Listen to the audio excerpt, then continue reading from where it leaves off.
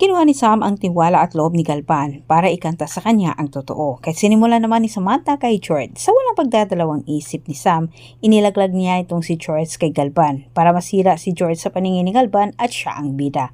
Halos kainin si George sa sobrang galit niya dito kay Sam matapos din naman siyang isinumbong kay Galvan patungkol sa pinag-usapan nila ni Inigo at hindi rin niya sukat akalain na narinig pala sila ni Samantha. Paliwanag naman ni Samantha, wala umano siyang ginawang mali sa kanyang sinabi. Lahat ito ay totoo, kahit itong si George walang nagawa para pagtakpan ang kanyang sarili dahil narinig na ito ni Galvan. Lalong napatunayan ni Samantha na siya'y nagsasabi ng totoo dahil dagdag pa dito ang tawag ni Reales. Ibinalita ni Reales kay Galvan ang lahat nangyari sa paghuli nila kay Inigo.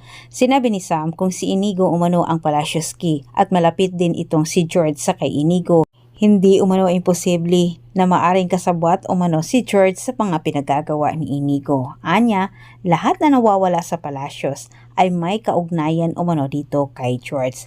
Pinagsabihan din niya itong si Galvan na wag umano basta magtiwala kay George dahil baka mamaya siya naman ang isusunod na bibiktimahin ni Inigo lalo pat nakatakas ito.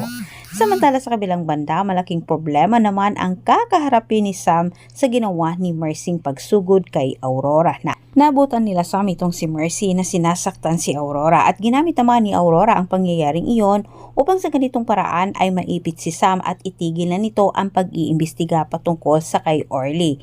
Pero hindi naman napatinag itong si Samantha, anya tuloy pa rin umano ang laban. Habang galit naman itong si Galvan kay George dahil sa plano nitong ilayo ang kanyang apo, kaya naman wala ng kalayaan itong si George at nasahol pa ito sa isang preso dahil kinulong na siya ni Galvan. Sa takot naman ni Galvan na tuluyang tumakas itong si George. Maraming salamat sa panunood at dito po nagtatapos ang ating advance episode.